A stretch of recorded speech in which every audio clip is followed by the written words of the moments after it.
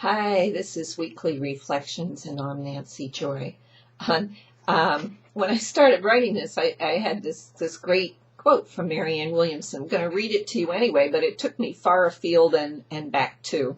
So here's the journey and here's the reflection. To some, this might feel like a period of a great ending, but in fact, this is a time of a great beginning. It is the time to die to what we used to be and to become instead of what we are capable of being. And that's the gift that awaits us now, the chance to become who we really are. We are all in the process of becoming. But I liked her focus here. And we're all feeling this shift. You know, sometimes we feel excited. Wow, we came for this. This is a shift.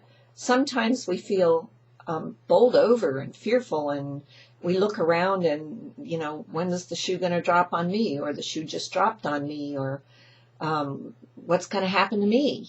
How am I going to go through this? We all know we're here to go through it, and there's excitement in that, but the unknown creates a lot of fear. And sometimes then, though, I move through these times as the calm observer. I read my email, I listen to a lot of stuff on the internet, I even listen to the news, and I sit and I think, some are interpreting this way, that way. They're all having their different experiences, and this is good. And I'm more detached at that point. So where I wanted to go this morning was, how do you make it through the shift to see the great beginning and become who you really are? And one of the first things that Ezekiel taught me way back when, and I entitled my whole body of work this some time back, was called To Love It All. And what I'm finding is those of us who are conscious and awake, we're all consciously receiving the duality of things instead of seeing the bad. This is the bad and the good. And even when we see the good, the bad will pop up and we recognize it. Or when we're in the bad, the good can pop up and we can recognize it. It's a time of integration of the dark and the light, the good and the bad. One isn't better than the other. One isn't worse than the other. It's how we create it. Even in the Bible, Jesus said, evil dwells only within the hearts of man. It's your construct. There is dark in our universe. There is light. It's your construct and how you grow with it, how you build it, how you shift it. And, I've discovered that my greatest shifts come when I consciously move into that dark place, the fear, when it comes. When I'm happy, I'm happy. I'm not looking for something to destroy it. In fact, I don't even want anything to destroy it. I'm just simply happy. But with the good comes the bad, with the dark comes the light. And how do you integrate that when you're in a place of fear, when you are uncomfortable, when your home's been bowled over by a tornado or tsunamis washed your life away? Well, those aren't simple answers. Eventually, we all come to see the good in the bad that's happened, or when something really good's happened, we can see that it also comes with a dark component. For instance, I found someone to really help me in the work here at El Shaddai, which is a massive amount of work, and I was so thrilled and worked really well, and this person was vibing, doing a good job, and then came the part where things started to fall apart, where we weren't syncing, where the person didn't show up. And, my old inclination would have been, bye, find the next. But instead, no, I'm learning. Face into this. Work it through. There's the good in this, so bring in the bad, and let's all grow and learn. And, boy, that's just a little example. I've gone into some really deep ones in my life the past month or two on my reflections, if you want to go back. But, that's the method. And so then you ask, when you take Marianne Williamson's quote, as I said, how do I get there? How do I get to seeing this as a great beginning at times when I'm so scared? And there's no easy answer for that, because everybody's pathway is different when it comes to integrating emotions to change patterns. There's the emotional clearing retreats and private sessions such as I do with Ezekiel, many others out there do. My friend Jalila Starr, there's an infinite number of people working with this. And then there's practitioners who do things such as NFT and EFT and the Sedona method. All wonderful. None, including my own, all by themselves does the trick, because here's the thing. There are three things, as always the Trinity, to completion and unity. And in this journey of healing and clearing, there is the emotional part. You've got to feel it. You've got to be in it. You've got to swim in it. You've got to acknowledge it. Number two, there's the mental part.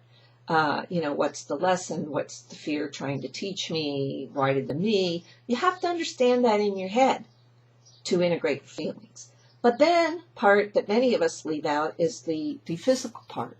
You have to learn to integrate through your body and through vibration the mental and the emotional, the Trinity, and things such as EFT, tapping, and yoga and dance and movement. All those things you've got to move to integrate the energy, to make it real, to make the change so you don't keep looping back. If you're missing one of the three, you keep looping back to the same dramas and same things, it's because you're missing one of the three. So take stock this morning and, look and see where you are and what one of the three you may be lacking in, and take steps to make that shift. And we're all in this together, and you have your greatest times of contentment and joy when you dive into the fear, embrace the situation, move, do things, work with it, and you will see the huge healing and the huge shift that occurs. So have some great beginnings and enjoy your week. I'll see you next week. Hi, this is Weekly Reflections, and I'm Nancy Joy. I'm back. I'm back now, but I'm going to be gone from this Reflections until about March 5th. I may or may not post something. If lots is going on, you can be sure that I will.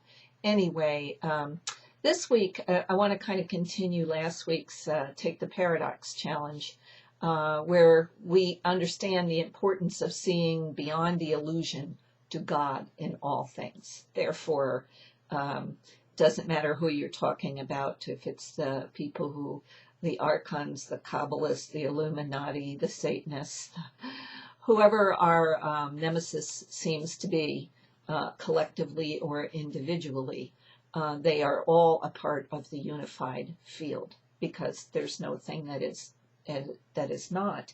And this week could be especially, it's out there, but I also have a tremendous feeling that this is going to be a week where there's a lot more revealed. We're going to see the shroud of truth is going to start cracking and falling apart, and the dark faces of our reality are going to be very alive. So it's especially important that we understand how to respond to this in the highest consciousness possible.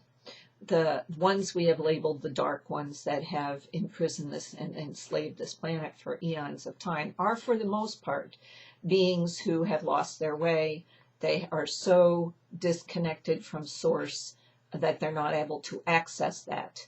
So, of course, they interpret everything in their illusion as being for them. And there is no love or compassion or those empathy. There is none of that exists there. But I'll put up to you, and you know this as awakened ones, that we created them in our reality because we truly had in some way disconnected from source. And we created them as a protagonist, as a nemesis, to push us back into our divine, into our God selves. So the dark serves the light.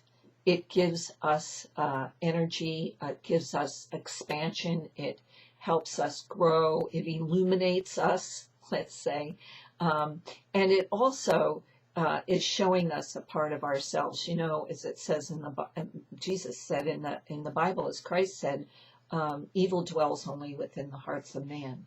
It is a construct of our darkness in ourselves where we are disconnected. So every time it appears in our reality, it is indeed an opportunity, not further imprisonment. It's how you respond to this, all these things being revealed now. It's how you respond to them that's going to make the difference on this planet.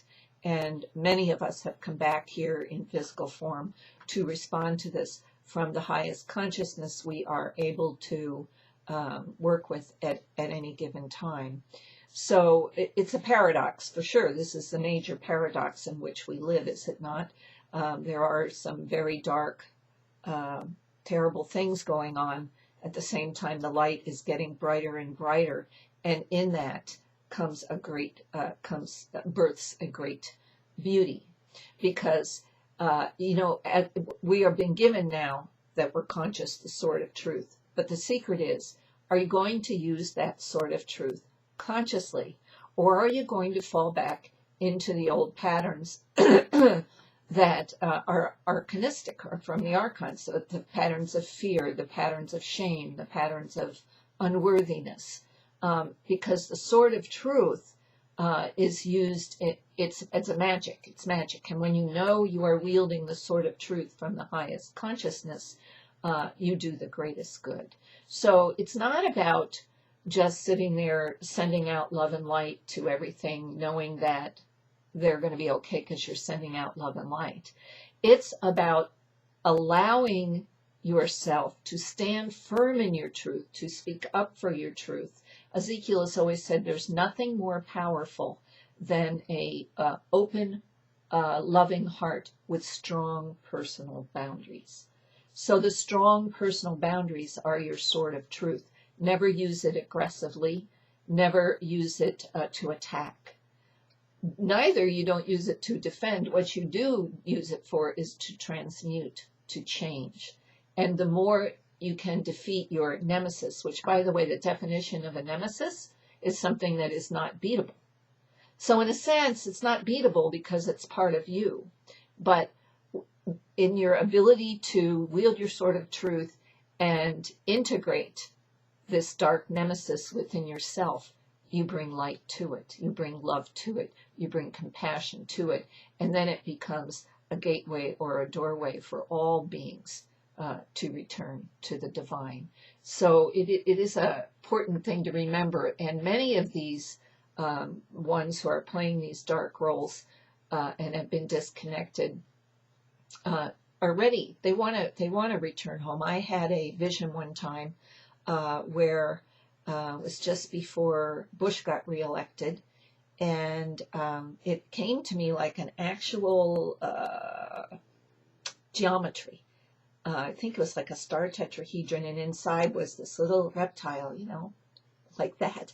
And as I looked at it, I felt this wave of love. And I think it was going both ways, perhaps. I don't know. But the reptile turned into George W. Bush, as this was back during those elections. And in my head, he said to me, you told me if I came, you told me if I did this, you would hold the portal open and you would connect with me.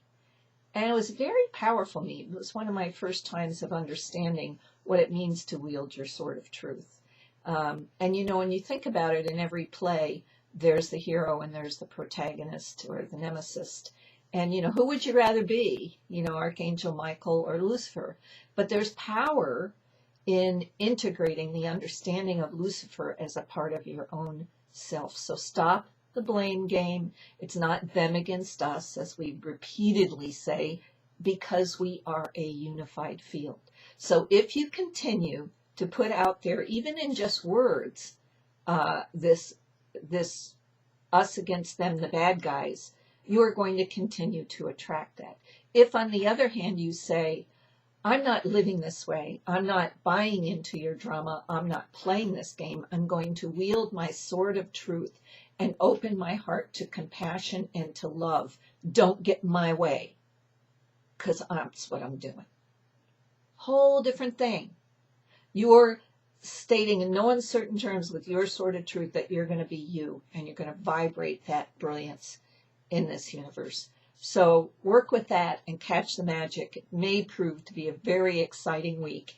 And if I'm not back with you sooner, I'll surely be back with you around March 5th.